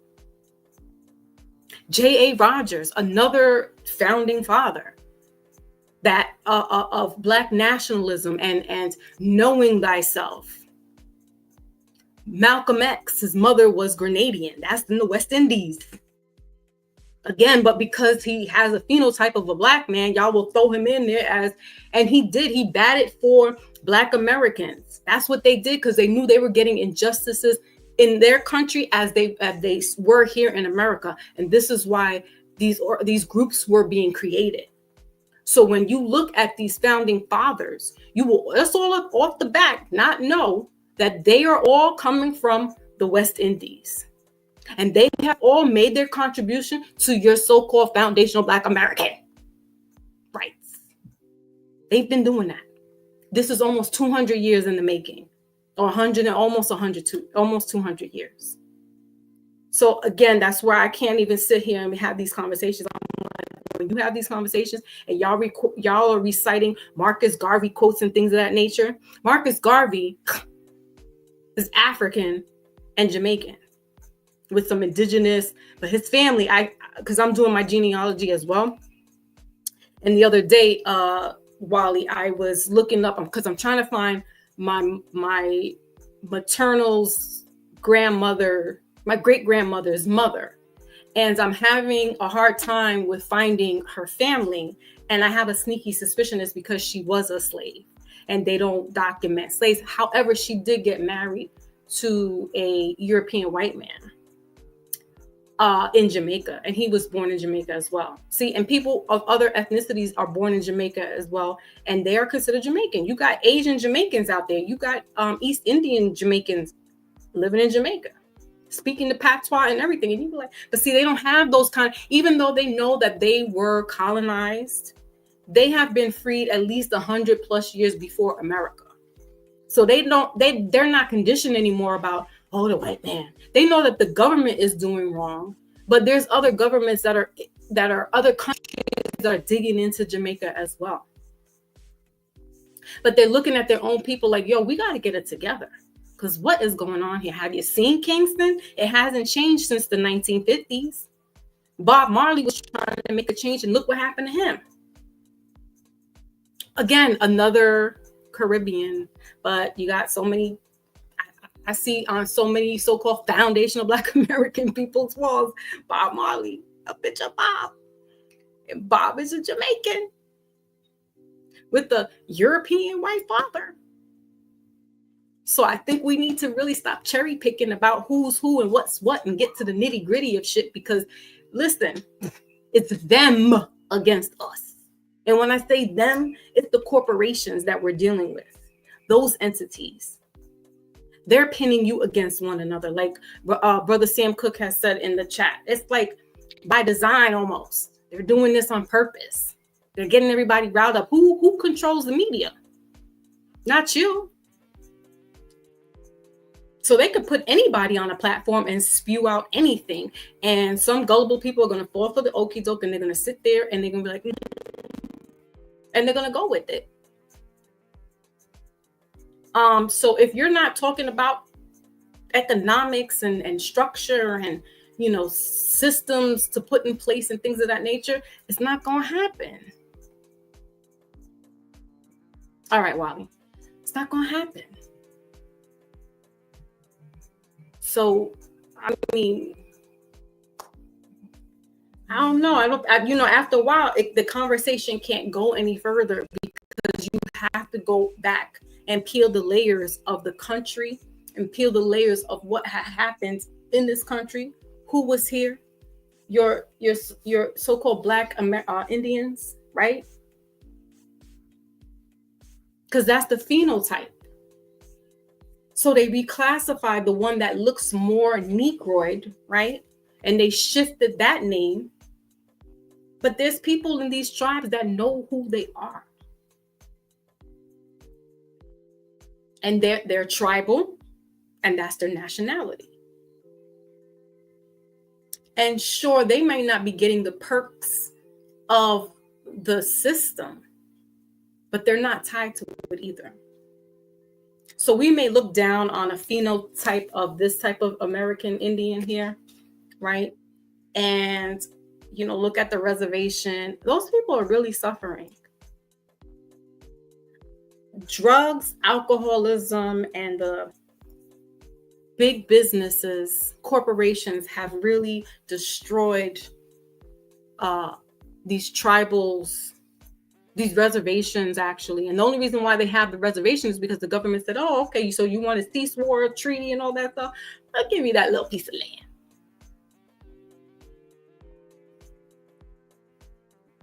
Right? Oh, the Mexicans, they got to go back to their country. Where was Mexico just before 1825? Please do the homework, because Mexico was still part of the United States. Actually, it wasn't the United States, because before that, it was the 13 colonies, right? In the 1700s, 13 colonies. So there still was all of Louisiana was all up top, going Oklahoma and all that, right? And then the rest of the West was Mexico. So you telling them to go back to where they belong? What? They were here. They've always been here, just like you. But you're letting a system, an organization, divide and tear you apart and tell you, I'm not saying you got to say that's my brother. I'm not saying that. We don't have to hold hands and kumbaya because we know there's certain groups of people we don't want to be bothered with. That's fine. I'm just saying you do your math. Sam says, I keep calling you Sam. I'm going to call you Sam. I'm first generation out the fields of North Carolina. What is the tribe there in North Carolina? Because I know they have a tribe there. My family dates back to 1838. Ooh, very nice. Or I know the ways and the actions of the nation quite well. And if I'm not mistaken, saying that not all of the nations were enslaved. So who's getting these reparations? Like, let's start divvying up the numbers here. Who's really getting these reparations? Because actually, it would be the First Nation people that should be getting the reparations. The First Nation people. Because that's what they call them in Canada, First Nation, which is still part of America. So not everybody was enslaved. So we're not running with that narrative either. And in fact, rumor has, and I don't like to do rumors, that some of the Indians were enslaving these Africans that were coming over here. Hey, it is what it is. Everything was about business. Nobody had feelings. Nobody gave a hot damn if that was a child at 8 years old or whether that was a 50-year-old man. Nobody gave a damn. It's about money. How we gonna till this land? How we gonna get this resources? How are we making money? So they didn't give a hot damn if you were in your feelings about you being any other color, mulatto, Negro, right? They didn't give a hot damn. So again, when we start having these conversations, it can only go but so far when you're talking about like how Fat Joe and them and, just trying to spin the narrative on certain things because it's like you got to go back and research and people don't want to do that. They're like, oh, but that was too far ago. No, it wasn't. If you start doing a timeline, it wasn't. Listen, I have a grand aunt who's 92 years old. We just celebrated her birthday in October. She's got her faculties and everything. Her mindset is sharp and all that. She can still tell me about stuff regarding our family. So please miss me with, that was back in the day, blah, blah, blah, blah. We're not living back there. No, we're not living back there. But you need to do your homework when you start having these conversations because guess what? The government does. Just like our brother Sam Cook has said, he can date his family back to 1838. Why? Because they put his family on paper. That's what they do. They have a 200-year leg up on you so-called saying foundational Black Americans. Again, it's no disrespect, but I want us to get out of our head about when we're using title words that they have given. When you know who your family is, you can't fall for the okie doke. Sure, you could say, on the blanket, yes, I'm Black. Sure, you can. It makes sense. But when we got to talk politics, we're not doing all that. We're not doing the blackity black. You saw what happened when they started, when they were political Black Messiah-like people. What did they do with all of them? Khalid Muhammad, Tupac Shakur, my Baba, Malcolm X. Hell, Marcus Garvey, see what they threw him a monkey wrench, whether he was a Mason or what have you. The fact that he was trying to organize, because that's too much for a Black man to organize, right? And guess what? Let me get my J.A. Rogers book, because in J.A. Rogers, they was Negro slaveholders back in the 1800s. Oh yeah. They weren't enslaved. They were the enslavers. Real quick. Go ahead. Yeah, no, I was just want to ask you, Foxy, because I have heard of it the same way. I know someone that spoke about the same thing. But wouldn't most of the so-called, black enslavers, didn't most of them actually enslave their own family members for most cases?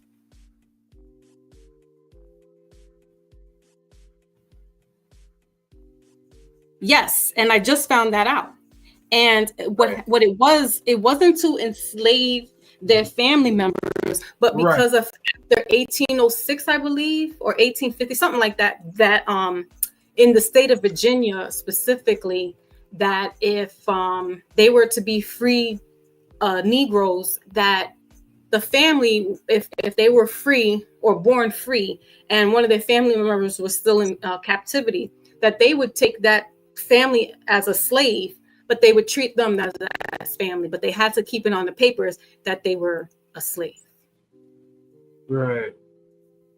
So I wanted to just get my book, 100 Amazing Facts of the Negro, so we can have these conversations, because, it gets lost in translation when we're having these conversations, and we're getting in our feelings, and I'm like, we have to remove our feelings. Same says the conversation. The conversation is and always has been reparations, the entitlement to and the infringement of. Check. Right. It has never stopped. But when you start claiming certain things, that it gets lost in the translation of things, and I refuse, now that I know, to get hoodwinked into the emotions of what other people are saying. Like, I've been 2015, almost 10 years, and just in this type of acknowledgement of learning, not just myself, my family, but learning of how this system, because we heard about it growing up and things of that nature and stuff, but like, I'm being educated with likes of Brother Sabir Bey, that Sabir Bey Radio, that has been talking about this, and he's a Moor, but he's not a what do they call the Moors? The Moor Science Simple. He's not in the religion, but he's a Moor, and he travels to these countries in Africa, like Tunis and Portugal, and in Spain, where the Moors were. And letting people know, remember who you are. You're all of this. You're not just, Hebrew. You're not just black. You're all of that. So how would you put yourself in a how do you put yourself in such a little small thing when you are global? And they know this. If you go to Germany and Russia, it's not just Putin just showing us the black Jesus and everything last year or whatever. They have these statues here. There, rather. In plain sight. There's no hidden. The only place that's hidden is the Vatican. But you go to those countries, they know who you are. And they just watching you like, they thinking all you good for is hip hop, because that's all you've contributed to. Because you got Asian kids, you got Chinese kids doing head spins right now out there, wearing Adidas tracksuits. You got little African boys doing drill rap and doing the sturdy dance. You know what the sturdy dance is? The New York dance. New York City has always set the precedence. You got an African dude on YouTube giving tutorials on how to speak the Black American dialect, the Black American slang. What? I was like, I gotta turn this off. What is this bizarre world coming to? We set the precedence. They know this, but you still down here on this level when they up here.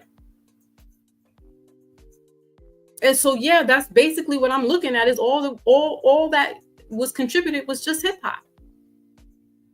Because it's global. You could say jazz music. I would say jazz music, because jazz music is global.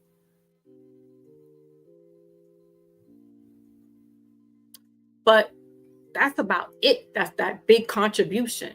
And that's nice, because it's a contribution nonetheless. But economically, because they don't give a hot damn about you singing and dancing. Economically, Have you seen the children in China besides the little break dancers? Have you seen the children in Russia? They're not playing these reindeer games out here like we're doing. I promise you they're not. They're not doing the silliness that you are worried about here. I promise you. They really are out here doing some generational, we gonna get this shit together. All right, so let me go into 100 Amazing Facts of the Negro by J.A. Rogers, who was from Jamaica. And I'm sure had African and European descent. But I don't give a hot damn, because he made his contribution to Black nationalism. Here's a picture of a slave, a Moor, with a white woman who was a prostitute in Algiers. Check her out. Can y'all see that? So she's the slave, but so is he. But peep his garment and peep her. And she has a tag on there that says slave. Etc. But I wanted to look to see about the Negro slaveholders, because that like baffles somebody. The guy was coming in on me like, not coming to pause. The guy was coming at me like, what? Yeah, so you capping for white people? I ain't capping for nothing. I'm capping for myself. But I will stand with foundational Black Americans first and foremost, because I came from a Black mama. Okay. But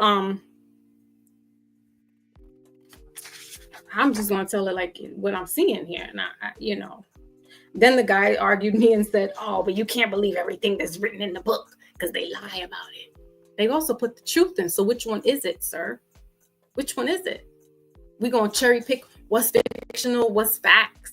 I don't think that J.A. Rogers has really spent like a decade making up fiction. I really highly doubt that this man was going to do that. I highly doubt that Marcus Garvey was writing fiction. Like what? So here on page 44, when they're talking about slavery, the word Seminole, and that's part of Florida, that means runaway or fugitive. Believe it or not, I didn't know that. I thought there was a Seminole nation. So the Seminoles were chiefly fugitive Indians and Negro slaves, which probably is AKA just slave Indian as well, or it could be Africans, right? The Maroons, and corresponded to the Maroons of Jamaica, right? I just said that, of Jamaica, Cuba, Haiti, and South America. They fought 3 wars in the United States. Ooh, wait a minute, Fat Joe. Wait a minute, Lord Jamar. Wait a minute. Let's rewind. The word Seminole means runaway or fugitive.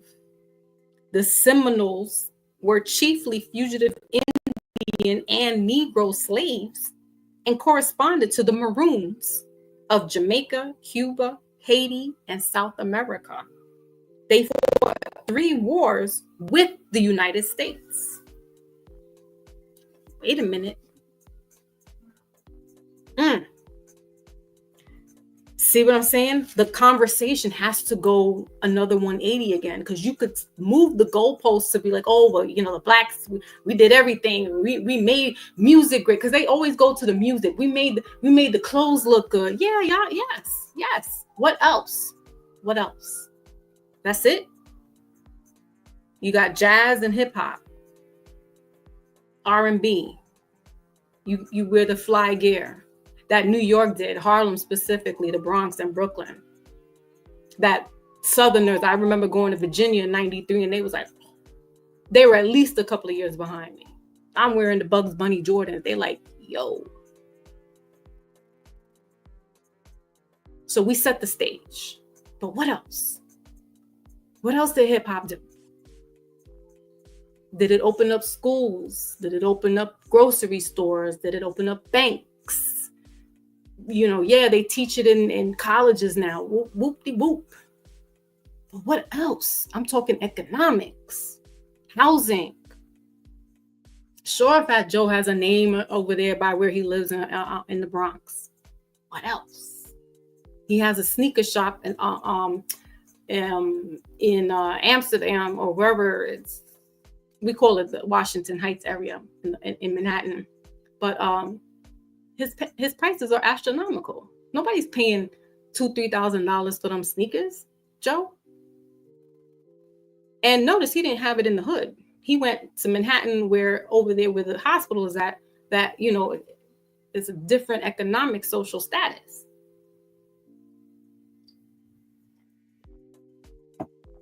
So what are we talking about? Let's find again now where I was reading about the where we're talking about the Negro holders, slave holders.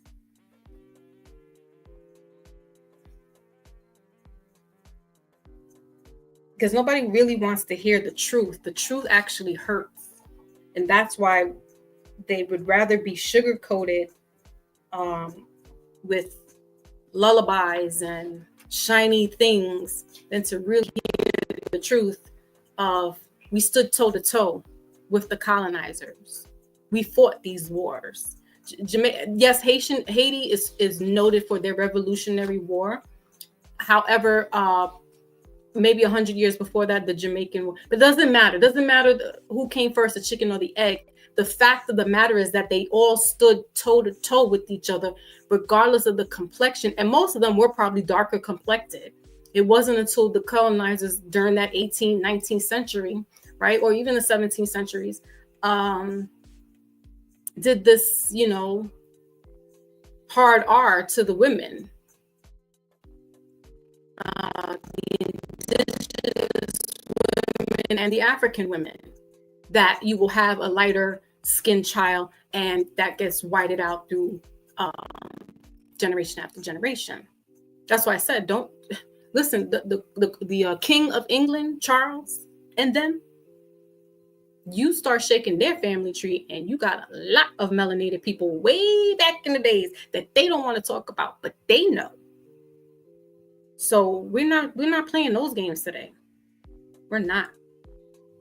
That's why I can't sit there and listen to the conversation too much. And I'm like, I don't want to talk about it because I don't want to gossip. There's nothing to gossip about, but I'm gonna come with some information so we can think about it. And it's not gonna be sugar sweeted and honey coated, because like I said, the truth hurts. Nobody wants to hear the truth. I'm still looking, but if you wanted to chime in, Wally, go ahead. I mean, to be honest, yeah.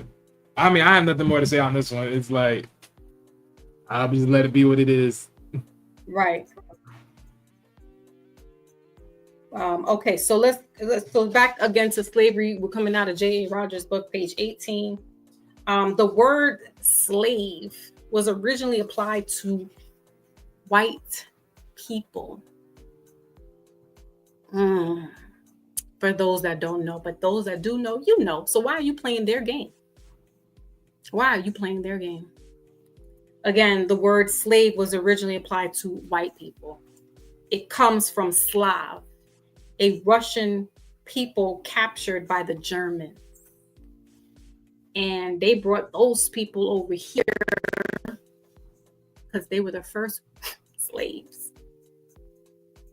And those people were like criminals, prostitutes, children that were like abandoned. So they were bringing all them on the boat in the bushel and bringing them to America and working the cotton fields and working the tobacco fields and working the sugarcane fields, etc.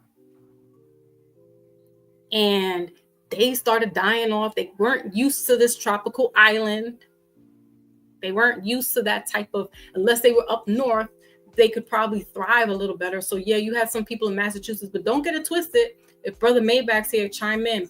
But Massachusetts had a whole big cotton field up there that these white people in the 1800s was picking. All right. So the first slaves held in the United States were not black, but white. They were Europeans, mostly British, who died like flies on the slave ships coming across. That's why they had to give you another resurrection of Europeans coming back over here, aka Ellis Island, because the slaves that they had during the early and this doesn't give me a time frame, during the early 1800s, those people were dying but didn't all make it over here.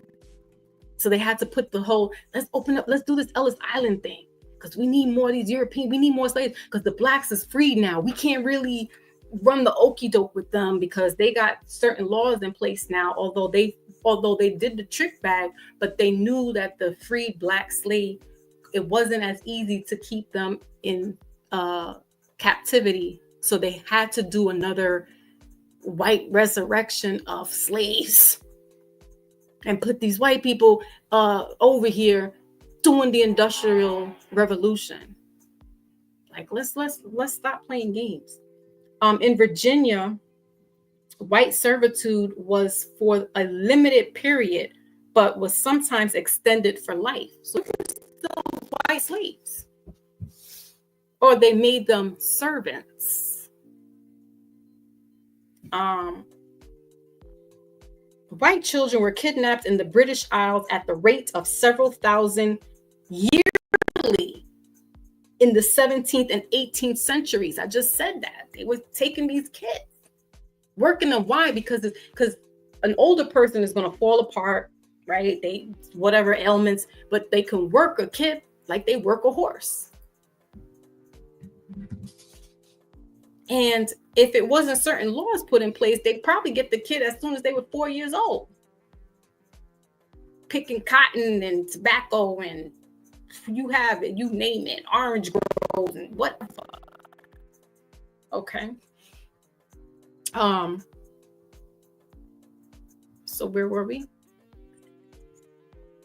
And sold. So they were kidnapping the white children of the British Isles. The British Isles meaning England, Scotland, Ireland, all that area over there. They were picking them. Okay. And sold into slavery in America and the West Indies. So this, again, now you have these white children in the Caribbean that grew up with the white family, but they also had black slaves as well, if you want to start using that word, or Negro slaves. And these children grew up together and probably mated with each other as well. And then they had children, and that's where you also get the mixture, the admixture. Okay. Sometimes they were bootlegged and sold as Negroes. Why? Because at 18 something, when they started doing the abolishment of slaves, black people was like, no, you're not doing that. So they had no choice but to go back and get these white people. It's the white people getting their own people. In 1860, there were 487,000 free Negroes in the United States, and some of whom owned slaves. So how are you going to get mad with the white person, with the black person? So it's okay? Like, there we go with the cherry picking. So it's okay. It's not okay for the white person to have a black slave, but it's okay for a black person to have a white slave. But they still doing the enslavement. Where's the human rights to this? Oh, you don't care. It's not your fault. It's not your problem. Not your people. Why do I care? But you can't move the goalpost but so far when you start going down the family tree. Or just going into American history, you'll see. I refuse to get into those little stupid conversations. C.D. Wilson estimates that there were 6,233 Negro slaveholders in 1860. Can you imagine that there were 6,000 Negro slaveholders? That's pretty impressive. That's like a whole New York City project. All the people in the project got a slave or two. That's freaking impressive. The tax returns of Charleston's CS for 1860 showed 132 Negro slaveholders with 390 slaves. Listen, I haven't read this in a while, but I'm speaking this stuff out and I'm getting confirmation while I'm reading it. So I'm not bullshitting you guys. I'm not talking sideways. I want us to get to the heart of the matter of things and not be in our feelings when you hear words like FBA Joe and him saying, not FBA Joe, but Fat Joe talking about FBA and saying that they were that they're bums and busted and they don't got no money and things of that nature. We can't be in our feelings. Oh, Joe's a German now. Joe's, he's Puerto Rican and he put on FBA clothes. What the freak is an FBA clothes? Please help me out. Please help me out. Wally, you know what FBA clothes are? Was it the cotton that your ancestors picked? Is that FBA clothes? See, I'm just asking. I'm asking for a friend. Yeah, I'm gonna leave that. Oh, so what he did was don the hip hop swagger, right? That Asian children right now are doing. That if I go into an Ox store right now, they'd be like, yo, to the little kids, what's up, my ninja? But you're not saying nothing to them. But you got the smoke for your nearest brothers and cousins that fought side by side with you against the same people that's been oppressing for 200 years plus and doing the uprising and the Revolutionary War. You're in arms now with them, but we all had each other's backs. Okay. So the tax returns of Charleston, South Carolina, there we go. For 1860, I think Same said that he can trace his family back to 1838. So peep that. That's 30 years before his family showed up 30 years prior to, right? So it says that there were 132 Negro slaveholders with 390 slaves. The Negro slaveholders, like the white ones, fought to keep their chattel in the Civil War. What's chattel? Asking for a friend. I don't know. Let me see if that has it in the law dictionary. Let's see if the word chattel is in here. It may not be, because this is a 3rd edition. Barron's law book. What's chattel?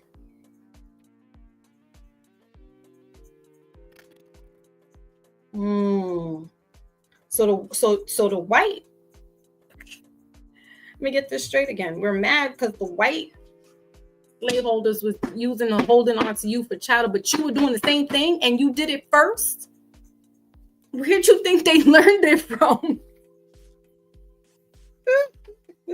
They learned it by watching you. Chattel.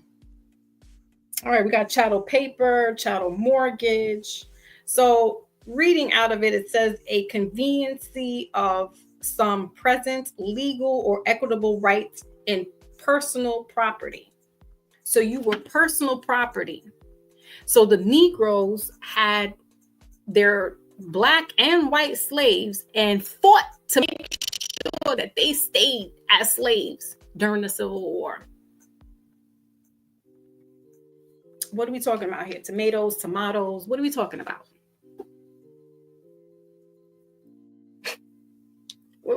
Again, that type of conversation when you're talking about who was here and who.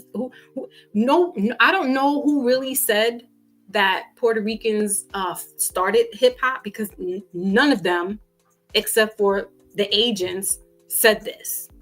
Everybody in New York City, specifically during that time frame, can tell you, because there's people alive, I'm here, can tell you that the Caribbeans were side by side with what you would call foundational Black Americans, and they may not have been in inception, but that doesn't mean they might not have been. They were there, but just not in that complexion skin. Because there's a lot of Puerto Ricans, if you look at the pictures, that had afros too, and you would think that they was Black people, which they are, because they got African in them. So is African not Black, or is it? No, African people, no, they're not Black. Nope. They Ghanaian, they Egyptian. Even the Egyptians don't consider themselves. They part of the Caucasus Mountains. Ooh, don't want to talk about that. They're Caucasians. What's a Caucasian? Well, it's a certain group in Africa, not even in Africa, in those borders near the Caucasus Mountains that are like subgroups of each other that would be considered from the Caucasus Mountains in Asia, meaning Asian, because all that once upon a time was Asia. And so you have certain Arab groups, certain would look like Black people as Caucasians, but you calling a Caucasian, and guess what? The people in Britain, they're not Caucasians. As much as we want to call them that, they're not from the Caucasus Mountain region. So we got to do, like, you really got to do some study and stop with with this foundational, not the foundational Black, but I'm saying stop with this foundational school system that they taught us, because they taught us wrong on purpose. Shit, let me read, because according to J.A. Rogers, 100 Amazing Facts, there was more white people that were ignorant than Black people. Ooh. Let's go into education. We don't want to talk about this. Illiteracy. Wait, it's in the back. Hold on. Because Jay Rogers pointed out that so-called white Europeans were illiterate. And when I was doing my family genealogy,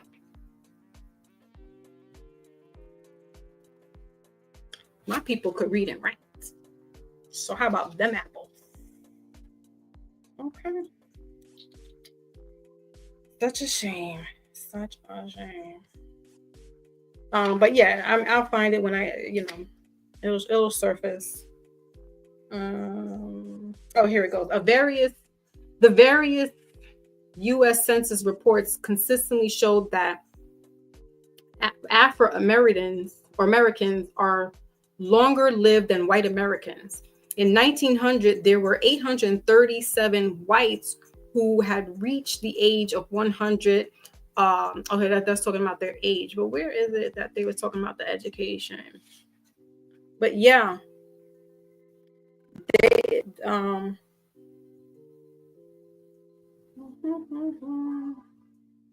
they were educated. So if you sit here and be like, they're so smarter than us, how they got this power, how they got this wherewithal, how they making this happen?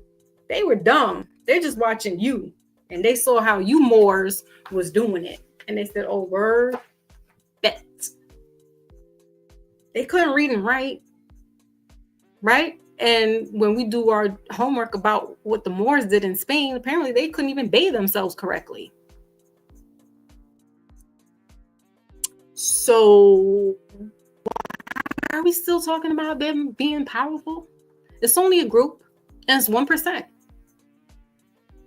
But what they did and what they learned was, we're going to stretch this out generationally. Because why? As some people have explained in certain chats that, us Black people were so open-hearted, and we let everybody come in, and we don't judge, and so they say that that's the reason why there's people like Fat Joe who is cosplaying, and y'all don't have that same smoke for DJ Khaled. Why? Isn't he Muslim? Why is he talking about God did? Doesn't he drink liquor? Isn't that like haram or whatever it is? I'm learning certain words from my son because he just took his shahad. Salute to my son. I mean, what?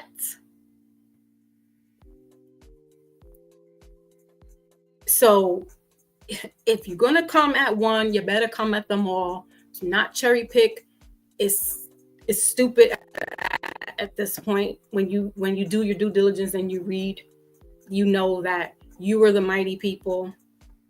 You actually were the downfall of your own of all this here. So you don't got nobody to blame but your damn self, I guess, for being great.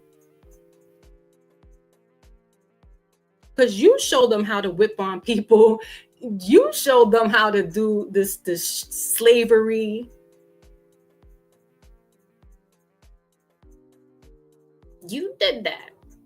You could go and look at books. There's books during the 1800s of black sharecroppers down south. What now? These people are a small group compared to you. And you giving them the highlight, you giving them the full platform, as if you didn't add to this flame. So I'm saying they don't want to hear that. Don't want to hear that. All right, so what else? I think we're almost gonna pretty much wrap this up, Wally. Pretty much.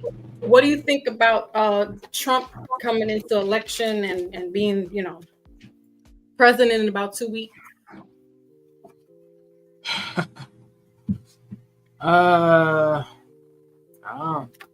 Honestly, I just take it as is. It don't really matter to me. All right. Where it comes, I say it like this: like, if it plays out the way it plays out, then it should just be somewhat similar to his first time being in the office. Ergo, for all of you, I say it like this: if it all plays out the same way, then yeah, y'all better get y'all ducks in the road now, because you never know when this opportunity is going to be gone again, and we go right back to even worse shit. Ooh, so get y'all priorities straight, because as we all know, every single time it flips to the hands of the other side, it's always primarily, better build up your mun before it goes down dumb. So, exactly. Yeah, that's one thing. I definitely am on agreement with you with that. Get your ducks in a row, because if you saw what he was doing the years before when he's in election, when he was in presidency, it's going to be kind of the same kind of play, but I feel like he's going to be a little more stern, because he knows that certain people are going to be looking for handouts, and he's not doing that. He's really going to be like, oh, okay, you know what? I gave you a chance, because like I said, with those PPP loans, people were taking advantage of those, and they were using it for their benefit and not to keep their business going. And that was the whole purpose of why those loans were created. Yeah. And now, like John Gotti's grandson is going to be serving 10 years in the Fed's penitentiary. Yeah. So yeah, Trump, he's gonna laugh and smile with you, like, but what you doing? How are we making America great again? For sure. Thursday, I will be back on to do all signs for Capricorn season. We're in Capricorn season now. We have a new moon in Capricorn, so the energy is kind of like, it's a little, it's not too bad, but if you are like an earth sign, if you are a air sign, you might have a little more like, this is kind of, but it's a new moon, so that's that energy of new beginnings, cycles ending. We're coming into a 9 years, so cycles will be ending. So I will be doing all signs reading for Capricorn. How is your birthday, Wally? What, my birthday? This season, your solar return. It was all right, I guess. All right. No, okay, all right. That's better than nothing. Well, actually, now that I think about it, within the time frame of this, other than my knee area issues, that's the only thing. that's been bothering the crap out of me. But Hmm. can't really say nothing else. Yeah, no. Well, I appreciate you riding the wave with me today. Yeah, no problem. Yeah. It being that it was short notice. But this I didn't want to drag it out for too long because but it is long, it's 2 hours. But I just wanted to I wanted to speak on my own platform and speak about it. Because when I'm going into other people's platforms, it's just this now it's the separation, and I'm just like, where's the intelligence at? And these are people that are like my age, maybe a little younger than me, that are just like, and they're repeating the same shit, and I'm like, okay, where's the intelligent people at? I need to be on their platform. So I just wanted to just do this and get it out my system and just say what needed to be said and have us thinking a little bit more before we join in the bandwagon with these people that are talking nonsense when clearly the narrative has been spun differently, and people need to be reminded of certain things, and there's nothing wrong with that. It's good to look at where you came from, not to stay in the past, but to look at the past as a template of where you can go in the future. Are all the planets? Yes, Aunt Dog, most of the planets will be aligned. Good question. I think they're in alignment now, if I'm not mistaken, because there's a couple of not solar return. There's a couple of retrogrades happening. Not Mercury, thank goodness. That's why I could speak freely, because Mercury just be having shit all. And I wanted to come with not a place of I won't say hate, but I wanted to come from a place of being educated and being thoughtful, being mindful. But yeah, the planets are in retrograde, and they are in they're going to be in alignment. So that can cause some stuff. So just you always want to just be on the lookout. But Thursday I will be doing the all signs for Capricorn. So I'm going to be starting with Earth signs. So that's Taurus, Capricorn, and Virgo, and I will move according that way. And that's about it. Again, not doing any personal readings. I know y'all are like, when? I may start, maybe more. I don't know. I'm not going to give a time frame, but I am thinking about doing it, next year. Possibly February. I know it's my dad's anniversary, his birthday, and then his anniversary of his death in April. So once I kind of there's some behind the scenes stuff that's still going on. I don't legally in a way, and so I just want to kind of grieve and let all this kind of energy just go, and then just be free, and I can give back to others, because honestly, people who do readings, and they have to take a lot of their emotional and spiritual self into account. It's not really physical, but it can be physical when you stop doing readings. And, if I'm not in the right mind space, how could I give a message, or how could I tap in to give a message to somebody else? And I don't want my views or my feelings be in the middle of my messages given to a person. So I want to kind of come in with a new slate, if you will.